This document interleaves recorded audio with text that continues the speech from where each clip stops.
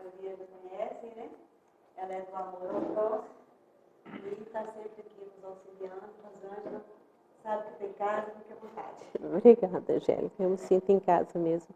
Boa noite a todos, gente.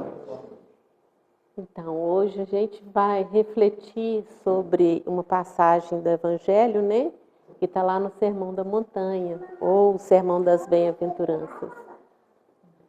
É o versículo que fala de bem-aventurados os pobres de espíritos, né? Então, quando a gente fala do sermão, da mensagem de Jesus, né? Dos sermões, então Jesus, ele trouxe alguns sermões para a gente, né? E o sermão o que é? O sermão são advertências, são orientações, né? São conselhos. Então, um dos sermões de Jesus é o sermão profético, onde ele demonstra, né, a tristeza, a amargura pela incompreensão dos homens diante da mensagem que ele nos trouxe. Tem o sermão do cenáculo. Esse sermão do cenáculo, né, ele faz recomendações, algumas orientações e advertências também para os apóstolos.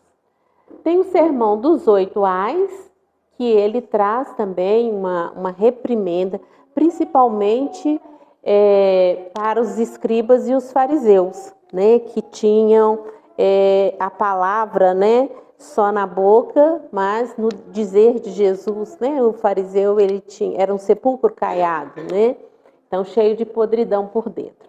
E quando a gente analisa qualquer um desses sermões, a gente vê que a mensagem ela serve para todos nós, né?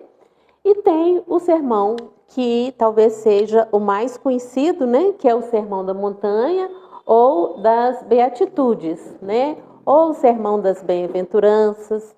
Esse sermão, ele traz para a gente uma norma de vida para uma conduta cristã, né? Então, nesse Sermão da Montanha, Jesus traz toda a base da sua doutrina moral. Ele abrange vários temas, né? São várias bem-aventuranças, e no Evangelho de Mateus, ele está lá em 3 capítulos, no capítulo 5, no capítulo 6 e no capítulo 7. O Sermão da Montanha, né? Gandhi não era um cristão, mas ele tem uma fala dele que se toda a literatura espiritual da humanidade perecesse e só se salvasse o Sermão da Montanha, nada estaria perdido. Ou seja, se a gente pautar a nossa conduta de acordo com os ensinamentos, com as orientações que Jesus nos trouxe no Sermão da Montanha, então nós estaremos caminhando, né, no caminho certo. Então vamos lá. Quando a gente analisa as bem-aventuranças, a gente vê que Jesus traça um paralelo, né, entre o padrão do homem material, né, e o ideal do ser espiritual. Então nós estamos aqui encarnados, né, então nós somos seres materiais, vivemos no mundo material, né? Mas nós somos espíritos e nós temos um ideal. O nosso ideal, qual que é? É nos tornarmos espíritos perfeitos.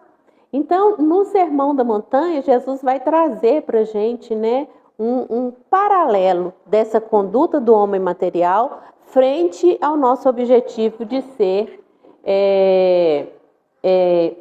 um ser espiritual, né, em elevação.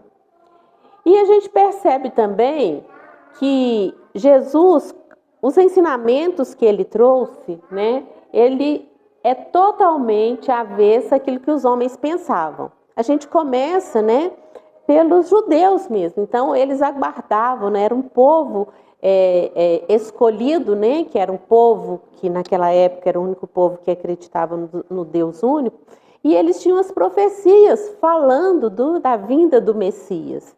Mas um povo muito sofrido, né, que na época de Jesus ele tinha sido escravizado, né, por várias épocas. Na época de Jesus eles eram dominados, né, pelos romanos. E aí o que eles esperavam desse Messias? Eles esperavam que esse Messias viesse para tirá-los do jugo dos romanos. Então, ou seja, a esperança deles, e mais que isso, né? E que eles é que queriam dominar o mundo. Então, a esperança deles, o desejo deles era o ideal material, né? Então, eles sofriam, estavam sob o domínio, né, de Roma, mas eles esperavam esse Messias que viesse livrá-los desse domínio, né? Então, e quando vem Jesus e fala, bem-aventurados os pobres de espírito, né?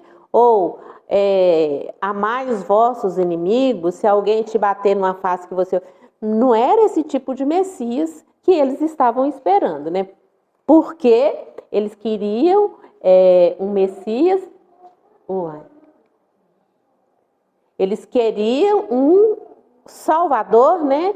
Mas dentro do padrão material. Gente, se alguém quiser fazer alguma pergunta, alguma colocação, esteja à vontade, tá? O ideal é que a gente participe, né? Que às vezes a gente pode trazer um enfoque, né? Uma outra pessoa tem um outro enfoque, né? É muito bonita essa riqueza quando a gente estuda várias pessoas, porque a gente tem percepções diferentes e se alguém quiser se manifestar, vai auxiliar, né? Para ampliar o nosso conhecimento. Então, vamos lá nos bem-aventurados, né? Então, o que seriam bem-aventurados? Uma pessoa bem-aventurada é uma pessoa feliz, né? Mas aí, quando a gente coloca assim, nós aqui, se a gente for pensar diante da nossa condição de espíritos encarnados, o que será que iria nos fazer feliz hoje? Né? Talvez uma pessoa que tem um problema financeiro grande, ela fala, não, eu ia ficar muito feliz se eu recebesse um dinheiro que eu não estava esperando, alguma coisa assim, né? Uma pessoa que estiver doente, não, eu vou ficar muito feliz se eu ficar curado da minha doença, né? Então, é isso que traz para a gente pensando, né, nesse padrão do ser material, são essas coisas que nos deixam felizes. Eu vou ficar feliz se eu não tiver problema familiar, né? Não tiver problema com o marido, não tiver problema com o filho, não tiver problema com ninguém. Mas quando Jesus coloca para a gente da felicidade, não é bem dessa maneira que ele coloca isso. Por isso que a gente tem que buscar o espírito da letra, né? Tentar entender qual que é a mensagem que Jesus trouxe. E Jesus, tudo que ele nos ensinou é para o nosso crescimento espiritual. Então, isso não pode sair da nossa cabeça. Então, todas as vezes que a gente for analisar algum ensinamento do Mestre de Jesus, nós temos que lembrar que o que ele está nos ensinando era para o nosso crescimento espiritual, né? Essa contradição só pode ser superada e resolvida quando chegamos ao final da frase e percebemos que a última palavra está conectada com a primeira. Então, toda bem-aventurança, ela está conectada com uma recompensa. E aí, quando a gente associa, que a gente percebe, né, que essa conexão está ligada à questão espiritual. A proposta de Jesus para a nossa vida passa o tempo todo não pela solução mágica das situações, mas pela proposta de um processo, parte por parte. Eu não sei, talvez já tenha acontecido com alguém aqui, mas comigo já aconteceu várias vezes, né? Depois de você estar na doutrina espírita há tanto tempo, então uma pessoa que às vezes tem uma simpatia, mas não tem um conhecimento muito grande do que seja a doutrina espírita, às vezes elas pensam que a gente é meio que mágico, né? Então a pessoa liga e fala assim, não, eu estou passando por um problema sério, será que dá para você colocar meu nome lá na caixinha de vibração? Dá, é claro, né, que a gente vai fazer uma coisa. Mas o que ela quer, na verdade, ela acha assim que ligou, a gente colocou o nome lá na caixinha, o problema dela vai acabar, né? E não é dessa maneira, né? E a gente mesmo é assim, né? A gente fica querendo ficar livre daquele problema. Então, a caixinha de oração, o caderno, o nome na reunião mediúnica, tudo isso passa a ser alguma coisa assim, não, coloquei o meu nome lá, aí agora eu vou ficar livre, né? Eu tenho uma colega de trabalho que ela tá com o filho que tem alguns problemas e tudo assim, ela falando comigo que tá muito difícil e tudo assim. Aí ela virou para mim e falou assim, eu fiquei sabendo que você é espírita, tem pouco tempo que ela trabalhou comigo. E que você faz, né? Vocês fazem oração lá, então você pode fazer? Eu falei, claro que pode, mas aí o que está acontecendo? Né? Ela foi me contar e tudo assim. Eu falei assim, você já procurou um tratamento psicológico para seu filho? Ah, não, eu não tenho tempo e tudo assim. Mas assim, você vai precisar procurar. Ele toma algum medicamento? Ah, não. Então, quer dizer, hoje a gente tem uma série de condições para tratar determinadas questões, né? Com criança e tudo assim. E ela não procurou. Eu falei assim, olha, eu vou colocar o nome dele lá, a gente vai fazer oração, mas eu acho que você devia procurar um médico, você devia procurar um psicólogo. Eu acho que você também precisaria fazer uma terapia para você saber como que você vai lidar com essa condição do seu filho, né? Porque a oração que a gente vai fazer não vai fazer ele virar uma outra pessoa, não. Então, ele tem uma condição que precisa de um acompanhamento, né? Então, quando a gente faz a oração, a gente pede que a gente tenha força, que a gente tenha entendimento, que a gente tenha compreensão para levar aquela situação, mas não é uma coisa mágica, né? Então, conosco também acontece a mesma, nós estamos num processo. Então, não tem uma maneira de fazer assim, pronto, e tudo vai se transformar, né? Quando a gente busca a mensagem do Mestre Jesus, é para ela nos fortalecer, para que a gente tenha certeza que aquilo ali é para a gente aprender alguma coisa, é para o nosso crescimento, é para a nossa evolução. Então, vamos, através da oração, claro que a gente pode pedir, mas vamos pedir força, né? Vamos pedir sabedoria, vamos pedir discernimento, que os bons espíritos nos auxiliem nesse sentido, para que a gente possa vencer essa dificuldade pela qual a gente possa estar passando, né? Então, é um processo. Ninguém consegue chegar ao resultado se não passar pelo duro processo de construção desse resultado. Descobrir naquilo que estamos sofrendo hoje uma oportunidade de nos transformar em uma pessoa melhor. É por isso que o contexto das bem-aventuranças nos ata a um contexto de promessas, né? Então, é tudo isso que eu falei. Então, nós temos um processo, tem algumas frases, né, que a gente fala e que fica parecendo que é uma frase feita, mas é muito verdadeira, né? A gente sabe que nenhum de nós carrega uma cruz maior do que a gente dá conta de suportar.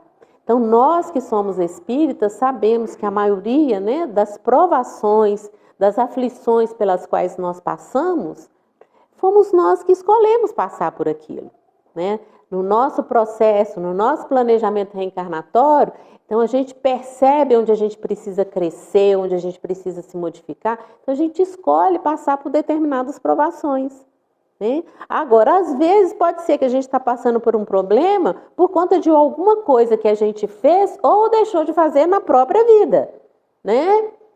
Mas sempre tem uma causa e isso é justo. São coisas que a gente sabe, mas que de vez em quando a gente precisa relembrar. Eu me lembro de uma época que estava passando por uma situação muito difícil, complexa, sabe? Quando a gente se coloca naquela posição de, ai, coitada de mim, né? Eu faço isso, eu faço aquilo, e ainda estou passando por isso e tudo assim. E eu recebi uma mensagem psicografada, né? Então a mensagem começava assim: realmente a situação está difícil, né? Pela qual você está passando, mas depois no final da frase estava escrito assim: mas tudo isso é justo. Eu não precisava ler mais nada, né? Porque a gente sabe disso, mas quando você recebe isso assim falando, eu falei, gente, deixa eu mudar minha postura, né? Vou deixar de ser vítima e vou ver o que é, o que eu tenho que aprender com isso, né? Como é que eu vou administrar essa situação, né?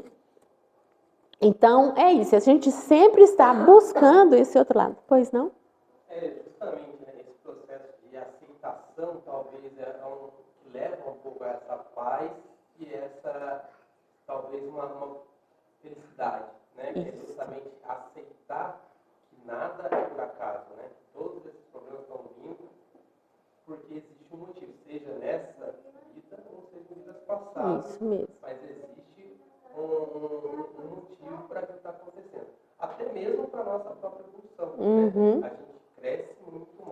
através dos problemas do que das coisas boas que acontecem com a gente. É. Né? Tanto é que a gente não lembra das coisas boas, mas das ruins A gente lembra. né? Isso mesmo. Justamente porque é um processo de aprendizado. Então, acho que justamente isso, né? Muitas vezes a gente enxergar os problemas mais como oportunidades do que como efetivos problemas, a gente acaba tendo uma leveza, né? Uma forma de encarar. Claro que esses problemas são muito difíceis, né? De qualquer forma, a gente enxergar que é difícil, talvez seja um pouco mais suave para a gente poder aceitar isso. Né? Acho que a aceitação é o ponto-chave de todas as dificuldades que a gente encontra. Né? E para tudo tem um caminho, né? Tem um processo. Então, os problemas que são muito graves, né? Muito sérios, muito difíceis, a gente busca ajuda. Vamos buscar ajuda na casa espírita, vamos buscar ajuda dos amigos, né? Vamos buscar ajuda, se for alguma coisa relacionada com a matéria, né? Problema de saúde, vamos buscar tratamento e tudo assim. Então, para tudo tem uma solução. O que a gente não pode é se acomodar e deixar que isso tome conta da gente, né? Então, e a gente tem que modificar a nossa postura mental. Então, essa calma, essa tranquilidade é um trabalho que a gente faz com a gente mesmo, né? E quando a gente consegue isso, a gente consegue também visualizar talvez uma solução que antes, quando você estava todo envolvido naquilo e se vitimizando, você não conseguia enxergar, né? E isso a gente precisa estar ouvindo de vez em quando, tá lendo isso de vez em quando, porque na hora que você está no meio do turbulhão, às vezes a gente esquece, né?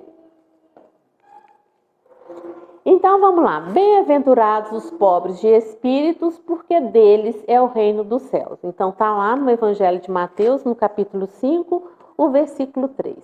Então, ó, aqui a gente tem a bem-aventurança, né? Bem-aventurados os pobres de espírito. Por que Jesus fala que os pobres de espíritos são felizes? Porque deles é o reino dos céus. Então, vamos tentar entender o que Jesus quis nos dizer com isso. Então, bem-aventurados, a gente já viu, é uma expressão que significa felizes, né? Bem-aventurados são felizes. Lembrando que na palavra de Jesus, essa felicidade, essa bem-aventurança, ela tem a ver com o aspecto espiritual. Como a gente já comentou, né, no aspecto material, a nossa felicidade pode estar relacionada, né, com uma série de questões, com a questão financeira, com o poder, com o destaque social. Então, tudo isso pode nos tornar felizes materialmente, né? Mas aí, quando a gente fala pobre de espírito, o que Jesus quis dizer com essa expressão, pobre de espírito? E aqui para a gente, né, no português, essa expressão, ela tem até uma conotação meio pejorativa, né? A gente fala, não, que a pessoa é pobre de espírito, né? Mas será que foi isso que Jesus quis dizer? Ou será que não poderia ser só... tem alguns locais, né, que colocam, ao invés de pobre de espírito, coloca simples de espírito. Então, não seria só pobre, não poderia ser só simples. O que Jesus quis dizer de espírito? Então, por que é simples de espírito ou pobre de espírito? Pobre não seria o bastante, né? Porque essa redundância de pobre de espírito, essa superabundância de palavras. Quando a gente fala de pobreza, a gente pode, de pobreza ou de simplicidade, a gente pode pensar em vários aspectos, né? Então a gente fala assim, aquela pessoa, ela é tão simples, né? Então, no sentido de que, de repente, ela tem uma condição material que não é tão favorável, a gente fala pessoa humilde, pessoa simples, né? A gente usa essa expressão. Então, às vezes, uma pessoa, né, que é toda tímida, fica assim retraída e tudo assim, a gente fala, né, olhando o aspecto físico da pessoa, a gente fala, não, aquela pessoa é simples, né? Ou é pobre. Uma profissão, a gente pode achar também que dependendo da profissão da pessoa, né, aquilo ali pode gerar uma simplicidade ou uma pobreza nos trajes, na fisionomia, né? Essa questão de não entender, né, ou de não tirar o espírito da letra, levou muitos cristãos à renúncia completa de bens materiais. Então, eles entendiam que ser pobre é você não ter nenhum bem material. Então, eles doavam tudo, né? Porque achavam que se eles fossem miseráveis no sentido de não ter nenhum bem material, eles iriam, né, aportar no além ricos, né? Então, a gente vê que a gente pode falar de pobreza de várias maneiras, mas o que seria, então, a pobreza, o pobre de espírito, ou pobre em espírito, né? Porque, pela bem-aventurança que Jesus coloca para a gente, somente os pobres de espírito é que terão direito ou farão jus ao reino dos céus, né? Então, o entendimento que a gente tem dessa passagem, que essa expressão pobre de espírito está relacionado com a questão da humildade. Então, a gente entende que serão felizes os humildes, porque eles, né, herdarão o reino dos céus. Agora, o que seria o reino dos céus? O que é isso? Onde é que a gente vai encontrar esse reino dos céus?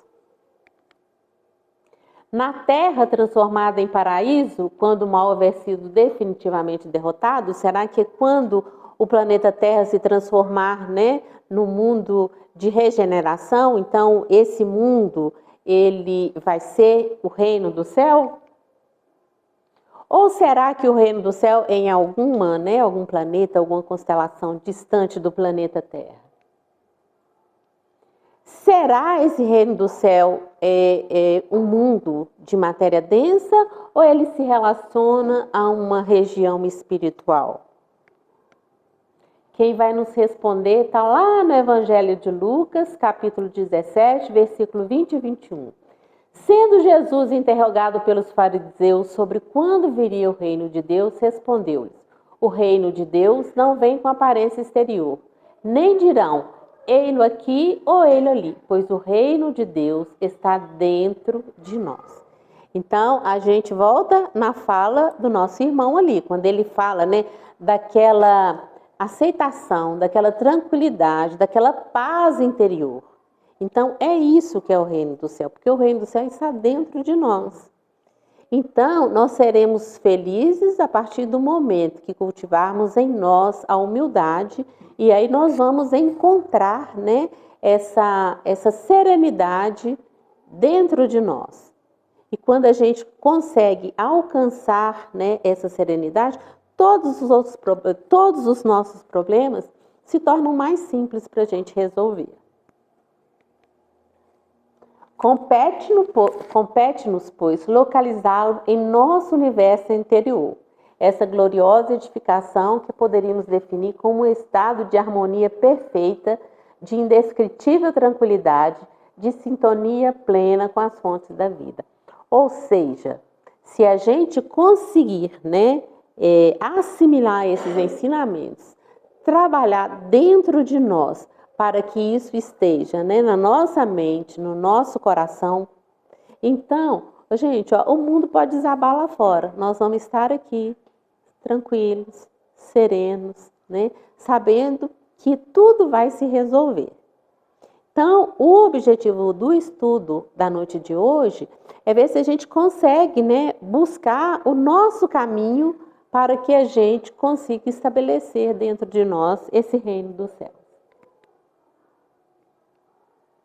Primeiro contato, Jesus prescreve a humildade como condição para ingressar no reino dos céus, exprimindo uma posição interior e não exterior. A humildade não pode ser avaliada de forma material. É uma outra situação que a gente precisa analisar, né? Então, não esquecer nunca que todos os ensinamentos do Mestre Jesus estão relacionados com a nossa condição espiritual. Então, quando a gente vai falar de humildade, então não é pela aparência exterior, né, nem as condições de vida que a gente vai avaliar essa humildade. É a condição interior. Humildes de espírito seremos todos nós, cujos corações estejam livres do orgulho sobre as suas múltiplas modalidades. Ou seja, Para que a gente alcance a virtude da humildade, a gente tem que combater em nós o vício que é contrário à humildade. Que é? É o orgulho, né? E esse orgulho, ele se manifesta de múltiplas formas. Então, a gente precisa fazer uma análise interior para a gente descobrir em nós onde esse orgulho está presente e tentar mudar a nossa postura nessa situação. Assim, nós estamos no processo de buscar instalar em nós a virtude da humildade. Eu acho que eu já até falei isso aqui, mas eu gosto sempre de estar repetindo, porque era uma coisa que para mim era claro. Então, eu achava que as pessoas orgulhosas eram pessoas que tinham uma aparência assim, sabe? Pessoas, então vamos falar de mulher, andava toda maquiada, toda emperequetada, de salto alto, toda elegante. A minha concepção de pessoa orgulhosa era essa, que a gente fala, tem o nariz arrebitado, né? E como eu não era assim, eu achava que eu era uma pessoa humilde, né? Então, ou seja, o meu julgamento era todo exterior, todo material. Quando é que eu descobri que eu sou orgulhosa? Né? Tem um livro que eu gosto muito, não sei se vocês conhecem, chama Manual Prático do Espírita. Então, ele vai trazendo, né, uma série de comentários sobre vícios materiais e morais e depois contrapondo com a virtude relacionada aqui. Gente, quando eu li as características da pessoa orgulhosa, eu falei, gente, eu sou. Né? E foi aí que eu aceitei, né? Porque eu já era mesmo, eu não sabia que eu era. Ou melhor, eu achava que eu não era, né? Mas no dia que eu li aqui, eu aceitei que eu sou uma pessoa orgulhosa. E qualquer coisa para a gente modificar, a primeira coisa é a gente aceitar. Ou a gente conhecer. Se eu acho que eu sou humilde, então o que eu vou fazer para mudar? Não, eu já sou. Então, a partir do momento que eu constatei que eu sou uma pessoa orgulhosa, não, então agora eu tenho que entrar num processo de mudança. Mas a gente tem que ter o entendimento que o orgulho, gente, os espíritos colocam para a gente que as duas chagas da humanidade é o orgulho e o egoísmo. Então, eu acho que a gente não precisa ter a pretensão de achar que numa vida a gente vai deixar de ser orgulhoso ou vai deixar de ser egoísta, né? Então, é um processo também. Então, aquilo que a gente acha que a gente já dá conta de modificar, então vamos modificar que a gente já está, de repente, na próxima vida a gente já está um pouco melhorzinho, né? Então, deixar de ser orgulhoso e deixar de ser egoísta também não é num passe de mágica, não. É tudo dentro de um processo. E aí eu trouxe desse livro, tem uma passagem do Evangelho também, Evangelho segundo o Espiritismo, falando do orgulho. O orgulho vos induz a julgardes mais do que sois, a não aceitar uma comparação que vos possa rebaixar, e a vos considerardes, ao contrário, tão acima dos seus irmãos, seja em espírito, seja em posição social, seja mesmo em vantagens pessoais, que a menor comparação os irrita e aborrece. O que acontece então? Entregam-se à cólera. Está lá no Evangelho segundo o Espiritismo, capítulo 9, item 9 também. Essa passagem do Evangelho me lembra muito uma fala do Mário Sérgio Cortella. Muita gente já deve ter visto aqui, quando ele fala assim, que a pessoa chega, você sabe com quem que você está falando? Aí ele fala assim, você tem tempo?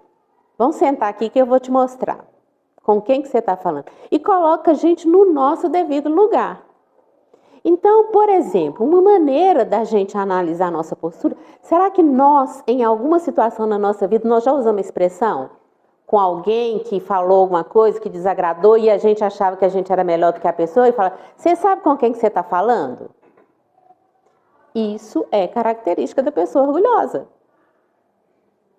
Né? Então, vamos lá. Aqui, então, eu retirei desse livro que eu falei, né, que é Manual Prático do Espírita, falando lá de principais reações e características do tipo predominantemente orgulhoso. Amor próprio muito acentuado. Contraria-se por pequenos motivos. Então, uma coisa que deixa a gente contrariado, irritado, vamos analisar. Qual que é o motivo dessa contrariedade, dessa irritação? Será que é alguma coisa grandiosa ou será que é uma coisa pequena? Né? Será que a gente, né, vou falar aqui das mulheres, eu acho que o homem não preocupa muito com isso, não. Mas eu tô falando de mim também, porque é coisa que me incomoda muito, né? A gente chegar em casa e achar uma toalha molhada em cima da cama, ô, gente, isso lá em casa já foi motivo de muita briga. Não com meu marido, graças a Deus, o Luiz não é assim não, mas com meu filho, nossa. Agora pensa bem, o que leva uma briga, uma discussão? Leva um clima tranquilo, de harmonia dentro de casa? Mas será que achar uma toalha molhada em cima da cama é motivo para você levar uma desarmonia, um desequilíbrio para dentro da sua casa? Né? Será que não é mais fácil eu pegar a toalha, tirar de cima da cama e não falar nada? Né? E atrás disso tem outras questões, né? Então cada pessoa às vezes fica incomodada com alguma coisa. Então às vezes não é a toalha molhada em cima da cama, né? É a roupa esparrodada pelo chão, sei lá. Mas o que a gente precisa é analisar a situação que nos deixa incomodada e nos deixa irritada, para a gente ver se é compatível o problema com o nível da nossa irritação, né? Porque se não for, mas aí essa análise ela tem que ser fria, né, gente? A gente não pode, nós temos que lembrar que nós somos seres únicos, né? Cada um de nós tem a sua história de vida, nesta vida, de outras vidas, cada um tem uma experiência passada e tem os seus valores, né? Então, a pessoa que deixa uma toalha molhada em cima da cama, é ela mesma que vai dormir lá. Talvez ela não está nem aí, não incomoda, né? Então, eu não vou fazer isso, porque isso me incomoda, né? Mas reage explosivamente a qualquer observação ou crítica de outra em relação ao seu comportamento, né? E aí, como é que é isso? Quando alguém vem fazer uma crítica por alguma coisa que a gente fez ou que a gente falou, como é que a gente reage? Na verdade, eu acho que a gente tem muita dificuldade ainda de aceitar uma crítica, né? Mas aqui fala de reagir, né, explosivamente. Será que a gente é assim? Será que a gente não para nem para analisar na possibilidade do que a pessoa está falando com a gente ser uma questão verdadeira, séria, que aquela pessoa está querendo nos auxiliar? Necessita ser o centro das atenções e fazer prevalecer sempre as suas próprias ideias, né? Então, tem uma reunião na casa espírita, então a gente está pensando em fazer, né, sei lá, um trabalho novo e tudo assim, aí alguém traz uma ideia. Mas como a ideia não foi minha, eu acho que isso não vai dar certo, não. Aí começa, por isso, né? Por que a gente não tenta? Vamos ver. É claro que a gente precisa analisar, né, gente? Né? E principalmente na casa espírita, quando a gente vai iniciar um trabalho, a gente tem que fazer um planejamento muito grande. Porque a gente não pode começar um trabalho na casa espírita, daí a um mês a gente acabou o trabalho, não. Né? Então a gente tem que fazer um planejamento, não, vamos ver como é que vai ser, quantos trabalhadores, que recursos que a gente precisa, o que a gente objetiva com esse trabalho e tudo. É claro que tem que ser feita uma análise, mas às vezes a pessoa traz a ideia e o outro não fez análise nenhuma e já fala, não dá certo, porque a ideia não é dele. Ele quer ser sempre o centro das atenções. E isso pode ser no nosso ambiente de trabalho também, pode ser em qualquer lugar, pode ser dentro da nossa casa, né? Então, essa nossa postura, porque quando a gente, né, tá colocando ali o tipo predominantemente orgulhoso, a gente vai ser orgulhoso onde a gente estiver. Então, essas situações, elas podem acontecer em vários locais. Não aceita a possibilidade de seus erros, mantendo-se em estado de consciência fechado ao diálogo construtivo, né? Então tem muito a ver com a questão lá do reagir à crítica, né? Então, gente, todo mundo erra. Todos nós erramos. Só não erra em determinada coisa quem não faz aquela coisa, né? Todo mundo erra. Então, qual que é o problema quando a gente percebe que a gente errou, né? É como a gente estava comentando, né? Como o nosso irmão ali também falou. A gente aprende muito mais com os nossos erros do que com os nossos acertos. Porque quando a gente acerta, significa que aquilo ali já está tranquilo para a gente já aprendeu a lição, a gente já sabe como faz. Agora, quando a gente erra, não. Significa que a gente precisa aprender como fazer, né? Menospreza as ideias dos outros, né? Tem a ver com aquele de como a ideia não foi dele, aí ele não aceita, né? Ao ser elogiado por quaisquer motivo, enche-se de uma satisfação presunçosa, como se reafirmando a sua importância pessoal, né? Então, isso é uma análise interior, porque às vezes a pessoa pode te elogiar e você fala, não, que isso, não foi tanto assim, mas pode ser, nossa, mas eu sou, né? O rei da bala chita. Então, a gente tem que analisar a nossa postura interior. O que acontece com a gente quando a gente recebe um elogio? Né? Preocupa-se muito com a sua aparência exterior, seus gestos são estudados, dá demasiada importância à sua posição social e ao prestígio social. Então, aquela ideia que eu tinha material do orgulhoso não está tão longe, não, porque o orgulhoso também ele tem essa preocupação excessiva com a aparência, né? Com a sua postura. Então, mas isso é uma das características, né? Não significa que toda pessoa que se preocupa, porque às vezes, dependendo da profissão da pessoa, dependendo de onde ela trabalha, é necessário que ela tenha, né, uma aparência, né, que seja compatível lá com a função que ela exerce, né? Acha que todos os circundantes, familiares e amigos devem girar em torno de si, né?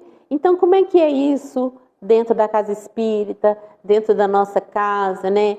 Com os nossos filhos? Como é que é isso? Como é que é o nosso posicionamento se de repente um filho conversa mais com o pai, né, do que com a mãe, ou mais com os irmãos do que com os pais, né? E a gente fica achando, não, mas eu estou isolado, né? Ninguém gosta de mim, ninguém mais vem aqui na minha casa, a gente quer todo mundo ali em volta da gente, né? Não admite se humilhar diante de ninguém, achando essa atitude um traço de fraqueza e falta de personalidade, né? Essa também é uma outra característica, né? A gente fala assim, eu tenho personalidade, né? Eu não vou me desculpar com falando, eu mantenho meu posicionamento porque eu tenho personalidade. E se a pessoa fala assim, eu sou orgulhosa, mas só que ela usa a expressão, né? Ou então fala assim, eu tenho personalidade forte. Personalidade forte é orgulho, né? Usa da ironia e do deboche para com o próximo nas ocasiões de contenda. Também uma característica do orgulhoso, né?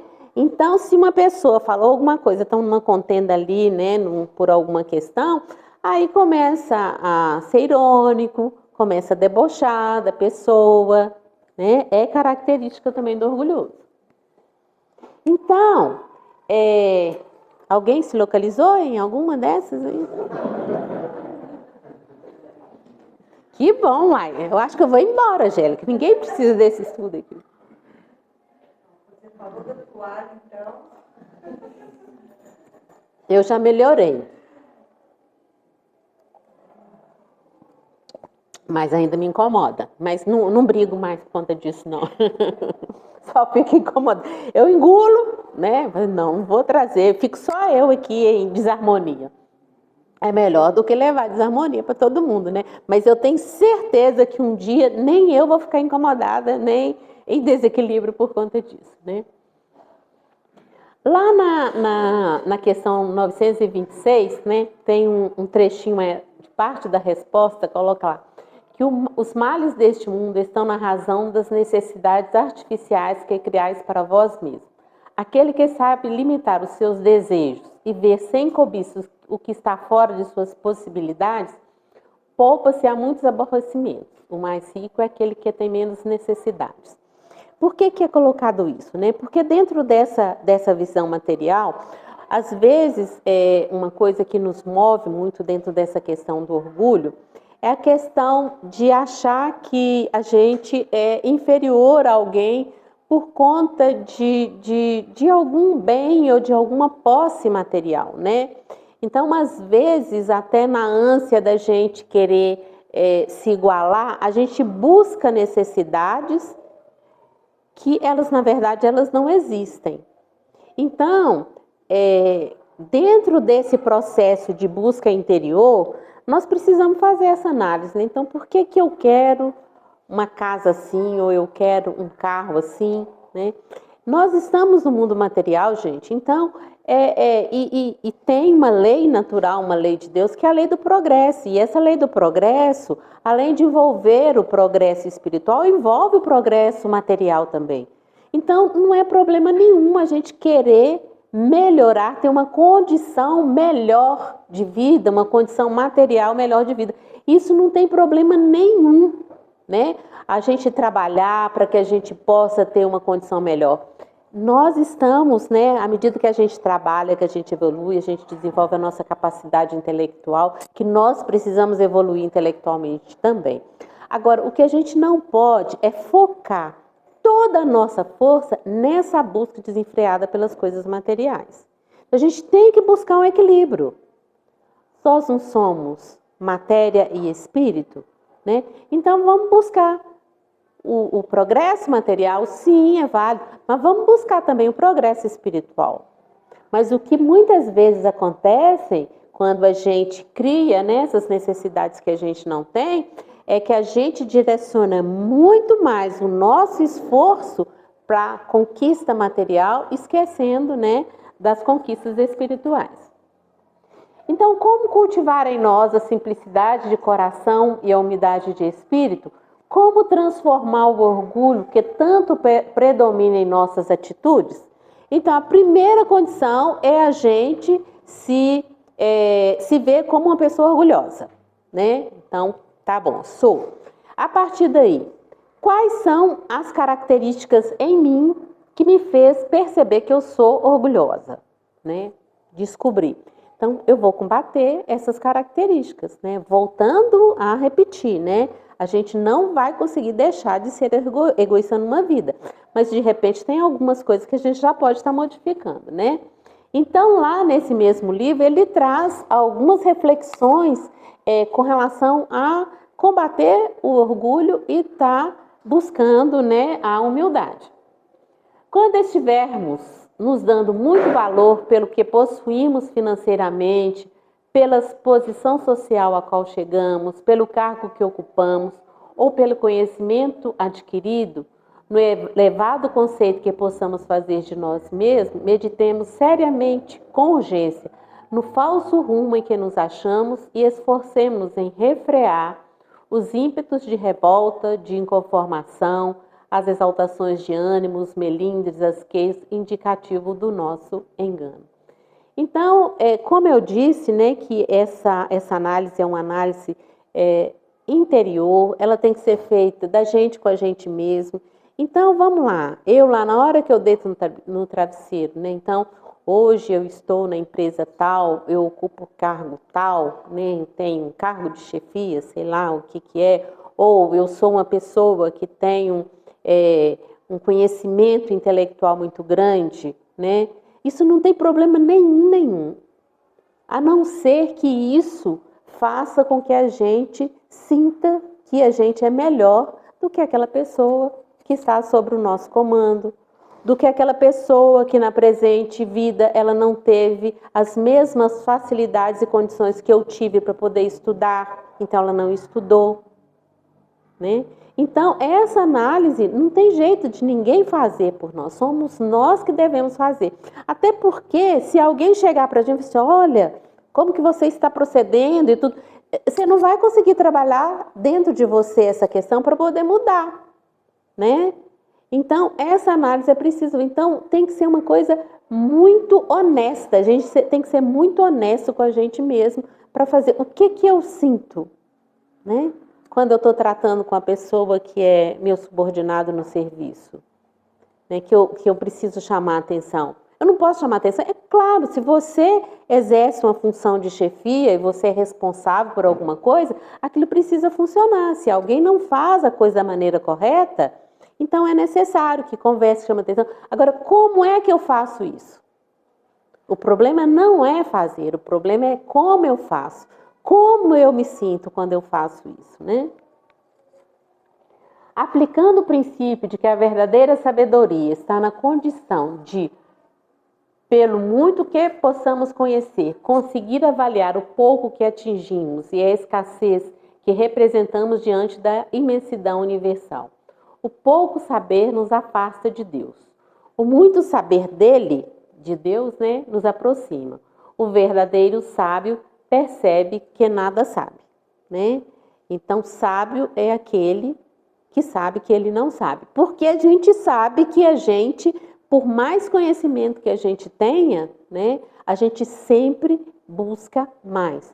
Porque diante do universo inteiro, gente, o que é um conhecimento intelectual, né? A gente sabe que dentro do nosso processo evolutivo, então, para que nós possamos nos tornar espíritos perfeitos, nós vamos ter o conhecimento de todo o universo, tanto o conhecimento material quanto o conhecimento espiritual. Então, se a gente sabe que isso vai acontecer conosco um dia, o que é o conhecimento limitado que a gente tem aqui do planeta Terra? Um planeta ainda de provas e expiações, um planeta que está muito mais próximo, né, do nosso princípio do que do nosso objetivo, né, ou da nossa finalidade de sermos espírito perfeito. Então, por mais que a gente saiba tudo aqui do planeta Terra, ainda é muito pouco diante do que a gente vai saber, né? Aceitando com respeito e igualdade as opiniões, ideias, pensamentos e convicções dos que conosco convivendo, contrariem nossas certezas, procurando entender que anteriormente as palavras por ele pronunciadas, incontáveis experiências marcaram-lhes o espírito, não raro, dolorosamente, né? Então, a gente está vivendo um momento de muita intolerância, né, das pessoas umas com as outras. Então, se você não pensa da mesma maneira que eu, você é meu inimigo, né? E não é assim. Cada pessoa tem uma história, né? A gente já colocou aqui uma história de vida nesta vida, uma história de vida em vidas passadas, né? E a história de vida de cada um é diferente. Então, a minha opinião, o meu posicionamento hoje, ele está relacionado com tudo que eu já vivi em vidas passadas, na vida atual, que é diferente da vida da Luz Dalva. Então, como que se em uma determinada situação eu tenho opinião e ela tem outra, eu posso falar, não, você está errada, você tem que pensar igual a mim. Eu não conheço a história dela, né? Então, a gente tem que ter tolerância com as pessoas, né? Tolerância uns com os outros. A gente não pode achar que todo mundo tem que andar pela nossa cartilha, todo mundo tem que fazer e pensar da mesma maneira que cada um de nós, né? Ouvindo com paciência e atenção, sem deixar perturbar nossas emoções de revide, todas as vezes que formos criticados, formos por alguém criticados, né? Então, é aquela questão, né, da nossa dificuldade de receber crítica e tudo assim, mas quando isso acontecer, vão tentar respirar fundo. Respirar fundo é um excelente exercício para tranquilizar. Se a gente conseguir fazer 3 respirações profundas, enchendo o pulmão, a gente acalma na hora, né? Por quê? Quando a gente, né, recebe uma crítica, a gente não pode, a nossa reação, né, é de revidar na mesma hora, né? Eu não levo desaforo para casa. Fala de orgulhoso, né? Então, não, vamos tentar analisar o que aquela... Pode ser que o que a pessoa está falando não tem nada a ver. Se não tiver nada a ver, melhor ainda, né? Tem um outro, gente, é o Mário Sérgio Cortella, aquele outro careca, como é que é o nome dele? Ele também tem uma ótima, né? Falando do pessoal chamando ele de careca. Eu falei assim, gente, mas eu sou careca, vou ficar chateado com isso, por quê? E se falar uma coisa que ele não é, para que eu vou ficar chateado se eu sei que eu não sou isso? Né? Então, são essas posturas que a gente tem que começar a treinar, né? Então, se falou e é verdade, eu tenho que aceitar, é verdade. Agora, se falou que eu sou e eu não sou, para que eu vou ficar incomodado se eu não sou aquilo? Né? Vigiando o nosso entusiasmo nos planos a serem concretizados para não nos resvalarmos nos prejudiciais destaques que a nossa pessoa sempre almeja, confundindo-se nas manifestações de vaidade, né? Então, tomar cuidado, né? Se a gente, por algum motivo, a gente tem um destaque, né? Seja num grupo, no trabalho, na sociedade, de alguma coisa, para aquilo ali não possa alimentar a nossa vaidade, né? Evitando o menosprezo a quem quer que seja, por maiores que sejam as razões a nosso favor, para não faltarmos com o importante dever da caridade que precisa revestir todas as nossas ações, né? Então, a humildade, gente, ela é a base de todas as nossas virtudes. Se a gente não for humilde, vai ser muito difícil a gente ser caridoso, né? Então, não existe ninguém que é melhor do que uma outra pessoa. Lá no Evangelho segundo o Espiritismo, no capítulo que fala bem-aventurados os pobres de espíritos, né? Então, no final lá tem lá uma mensagem falando do orgulho e da vaidade. Tem uma instrução de um espírito, né? Então, que ele fala, né? Na época da codificação, então existia ainda a questão, né? Dos nobres e tudo assim, que achava que tinha sangue azul, né? Que era diferente e tudo assim. Ele fala assim, tire as suas vestes pomposas, né? Qual que vai ser a diferença de você com aquele lá que está trajado com uma roupa muito simples? Não tem diferença, né?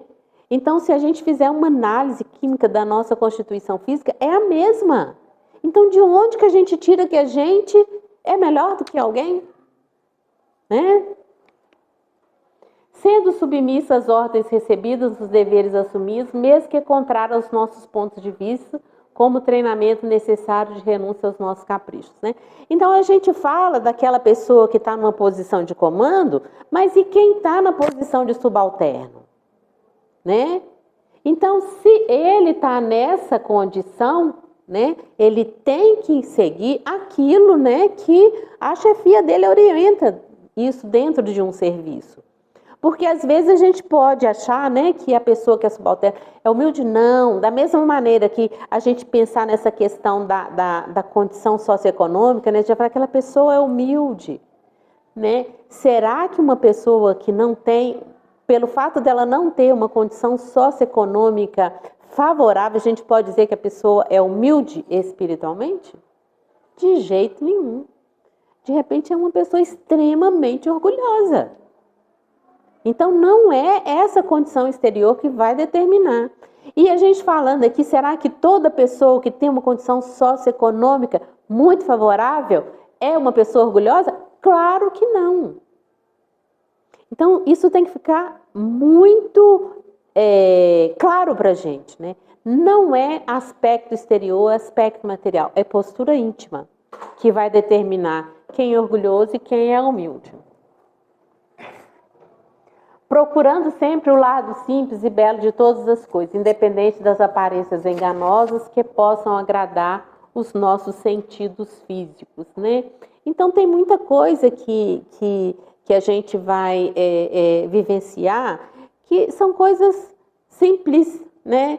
São coisas, mas que trazem para a gente, né, um bem-estar, né? Então, às vezes, não precisa de uma coisa muito pomposa, né?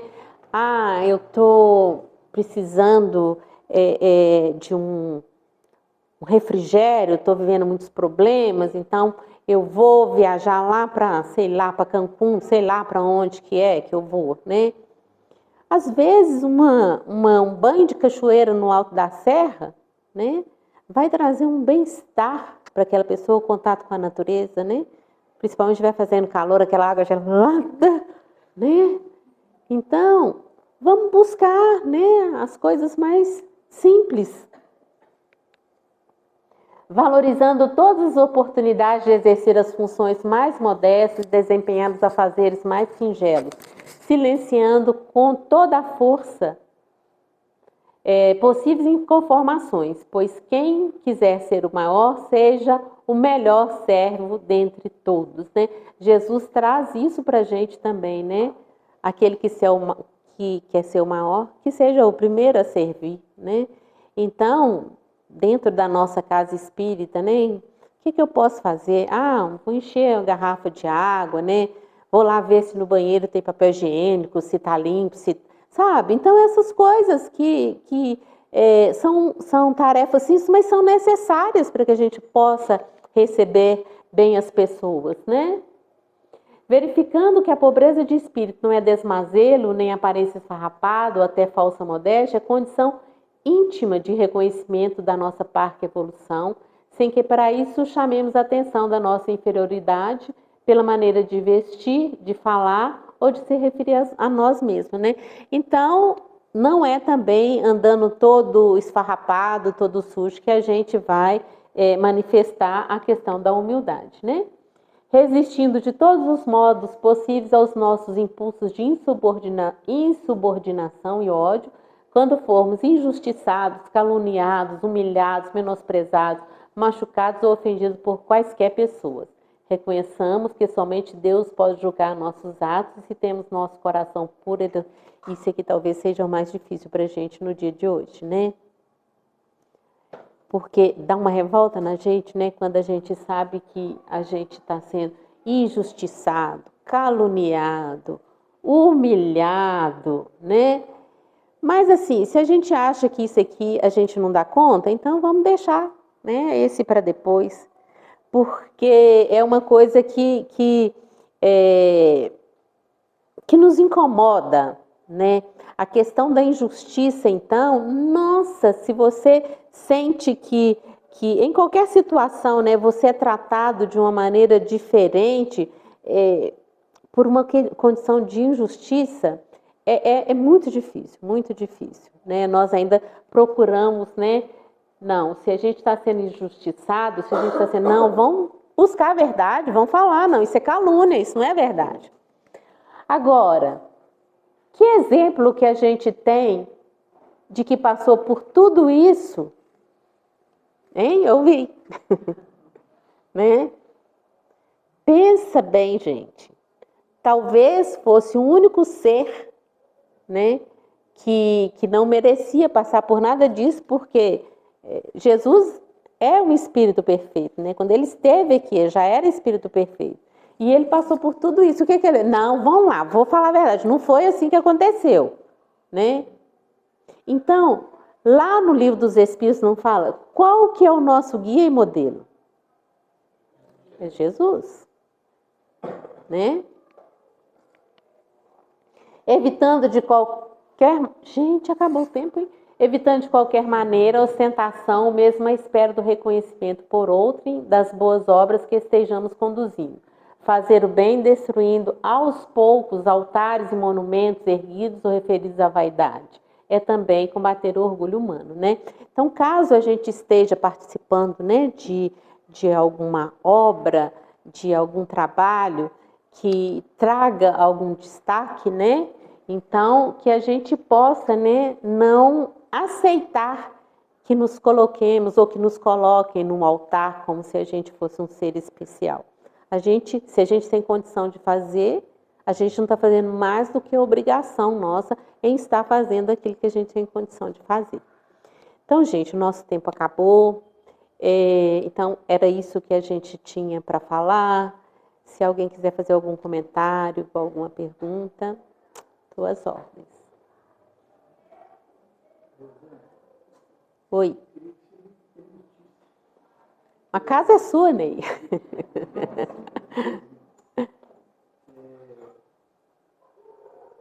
Eu queria aproveitar no início, eu fiz um passo a passo essa palestra que fica conversar comigo fora. Quando você relatou para nós a necessidade da gente observar, de fato, quais são os deveres, qual é a utilidade da doutrina espírita na nossa vida. Qual é o objetivo dessas reencarnações nossas, né? Os nossos deveres, os nossos conflitos. Tudo isso que você relatou e que a gente convive com uma série de limitações, a gente vai levando a vida. Então, eu queria aproveitar essa oportunidade, porque eu tenho, depois de poucos anos de espiritismo, eu tenho percebido que o espiritismo hoje, com a nossa evolução intelectual, principalmente, e moral já, busca bem razoável da nossa evolução moral, a gente tem percebido que o espiritismo tem um objetivo muito mais profundo do que a gente imagina. A gente, há uns tempos atrás, a gente entendia que ia à casa espírita para resolver um dos nossos problemas, às vezes problemas que a gente está criando, nos alimentando no dia a dia, com as nossas ações. Nós não modificamos o nosso comportamento, nós não melhoramos, não somos amigos, não temos tolerância com os nossos irmãos, né? Não fazemos nada para melhorar. A gente costuma, eu estou sendo bem duro até, me perdoe, e nem todos agem dessa forma, nem pensam dessa forma.